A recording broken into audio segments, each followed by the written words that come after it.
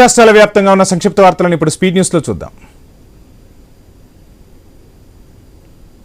పెద్దపల్లి జిల్లా పోతుకుపల్లిలో గంజాయి అక్రమ రవాణా చేస్తున్న వ్యక్తిని పోలీసులు అరెస్టు చేశారు. వాహనాలు తనిఖీ చేస్తుండగా కారులో 4 కిలోల 98 గ్రాముల ఎండు గంజాయి స్వాధీనం చేసుకున్నట్టు ఏసీపీ కృష్ణ తెలిపారు.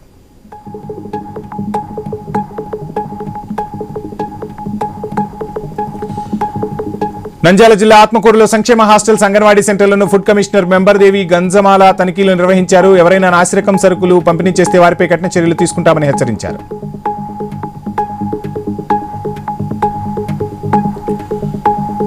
నెల్లూరు నుంచి పటాన్చెరులో దిగుమతి చేయాల్సిన బయోడీజిల్ ను పలు వాహనాలకు విక్రయిస్తున్న ముఠాను మేడ్చల్ ఎస్ఓటీ పోలీసులు అరెస్టు చేశారు. వారి వద్ద నుంచి 13,20,000 విలువ చేసే 15,000 లీటర్ల బయోడీజిల్, 4 డీజిల్ ట్యాంకర్స్ ను స్వాధీనం చేసుకున్నారు అధికారులు. నెల్లూరు జిల్లా తుంగపాలెం వద్ద కలర్ షైన్ రైకుల పరిశ్రమలో అగ్ని ప్రమాదం చోటు చేసుకుంది. ఈ ప్రమాదంలో ఆదిత్య అనే యువకుడు మృతి చెందగా మరో 5 కార్మికులకు తీవ్ర గాయాలయ్యాయి. వారిని ఆసుపత్రికి తరలించి చికిత్స అందిస్తున్నారు.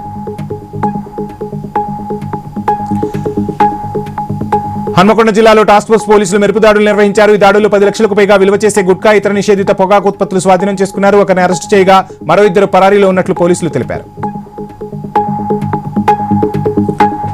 నారాయణపేట జిల్లా మక్తల్లో అర్ధరాత్రి 2 వైన్ షాపుల్లో చోరీకి జరిగింది. దొంగలు కట్టర్ మిషన్ తో షట్టర్ రాడ్లను కట్ చేసి దొంగతనానికి పాల్పడ్డారు. 2 వైన్స్లో సుమారు 60,000 రూపాయల విలువైన మద్యం చోరీ జరిగినట్టు షాప్ యజమానులు తెలిపారు.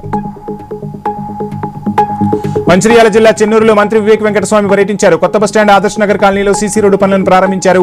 అనంతరం 2027లో జరగబోయే గోదావరి పుష్కరాలకు ఇప్పటి నుంచే ఏర్పాట్లు ప్రారంభించాలని అధికారులను ఆదేశించారు.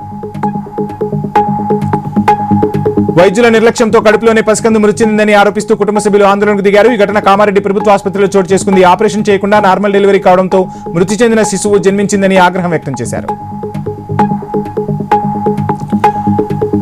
ఇంట్లో ఉండే మహిళపై ఎమ్మెల్యే చేసిన అనుచిత వ్యాఖ్యలను ఖండిస్తూ పి గన్నవరంలో ఎంఆర్పీఎస్ నాయకులు మండిపడ్డారు. దీనిపై స్పందించిన ఎమ్మెల్యే వారిని పిలిచి తన మాటల్లో తప్పు దొర్లిందని, వెనక్కు తీసుకుంటున్నానని చెప్పడంతో వివాదం సద్దుమణిగింది. ఎన్టీఆర్ జిల్లా గుంటుపల్లిలో బూడిద కాంట్రాక్టులు ప్రైవేట్ వ్యక్తులకు ఇవ్వడాన్ని నిరసిస్తూ లారీ ఓనర్ సొసైటీ నిరసన ర్యాలీ నిర్వహించారు. ఎన్టీటీపీఎస్ యాజమాన్యం తీసుకున్న ప్రైవేట్ వ్యక్తులకు